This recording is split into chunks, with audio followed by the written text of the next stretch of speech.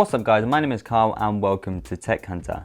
So today I am checking out the Gamemax Strike keyboard. A little disclaimer, you've probably already seen this keyboard in multiple videos as I have had this keyboard for many months now. When it comes to keyboard and mice reviews, I like to generally take my time with them, as with that way it can give you a sense of longevity and it might not just give up after a month or so. So now that's out of the way, what exactly is so special about this keyboard and why is this video worth your time? First things first, let's address the elephant in the room. What can we realistically expect from a keyboard from Gamemax? Well, we can be assured of one thing, and that is for sure. It will be pretty affordable.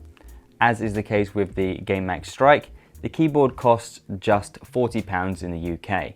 And for that, we're getting a genuine mechanical keyboard with red Utemu switches. I did a bit of Googling and found out that Utemu switches, well, they're basically just Cherry MX cloned. So basically Cherry MX red switches. Not a bad company to replicate if you're gonna go and clone some switches. So I guess that's a good point there. We're also getting some really nice RGB lighting with tons of quick and easy to change modes. And also the pièce de résistance is the fact that this £40 keyboard includes a wrist rest. Surely all this sounds too good to be true. So let me give you the rundown on this £40 mechanical keyboard. First things first, let's talk build quality. When you think of cheap keyboards, what you can expect is flexible, bendy plastics. With this Gamemax Strike, that's not the case. This thing is built like an absolute tank. I cannot flex this thing at all. The top of the keyboard is covered in a nice cold to the touch black metal, with the rear of the keyboard being made of plastic. And the wrist rest is also made of a textured plastic to stop your hands kind of sliding about once they get a little bit sweaty. Around the rear of the keyboard, we also have the keyboard feet to raise the keyboard up for a more comfortable typing experience and really make the most of that included detachable wrist rest. We also get a total of 7, 3 of them being on the wrist rest, rubber pads on the rear of the keyboard to ensure that this thing won't slip about during the most intense gaming sessions. And we also get the option to route the 1.8 meter braided USB cable through either the middle of the keyboard or the left or right hand side too. A nice touch. As a result of all of this brings this keyboard in at a pretty heavy 1.22 kilos with the wrist rest and just 1.12 kilos without it. It's maybe not a great option for a travel keyboard, but the weight is generally a good sign and a good indication of what I said earlier about this thing being made like an absolute tank. Next up, lighting. It's fairly easy and straightforward with this keyboard, which I like. There's only really 3 buttons you need to use, plus the arrow keys. First up, you hold down the FN key and then press the insert key.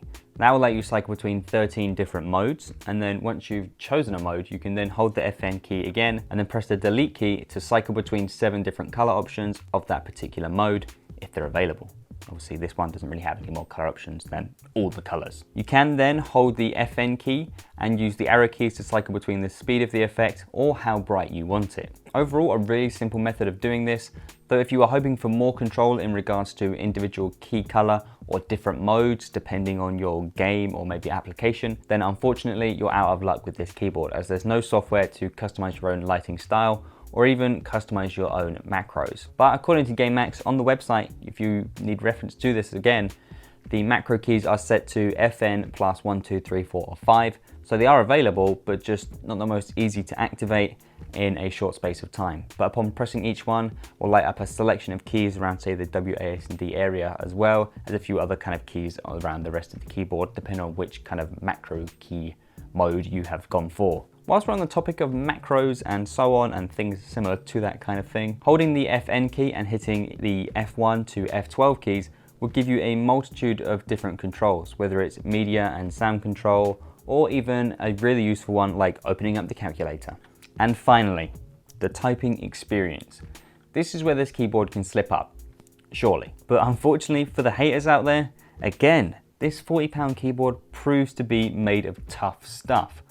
These Utemu switches, I'm probably saying that wrong every time, but genuinely are better than their name may lead you to believe. They are genuinely rock solid options for this price point.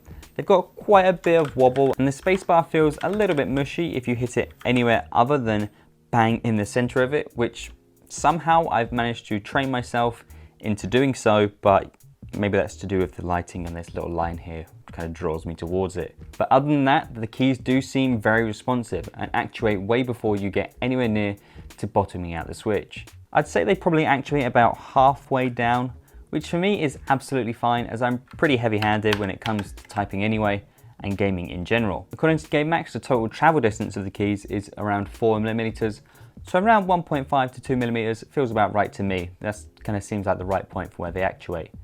These autonomy switches seem to be the gift that keeps on giving, and they're rated for 50 million keystrokes, and they can also be replaced by Cherry MX keycaps if you want to spice things up a little bit, maybe throw something different on the WAS and D keys, and that's a little bit more customization for just such a low price. Right, so far all I've pretty much had to say is positive things about this keyboard.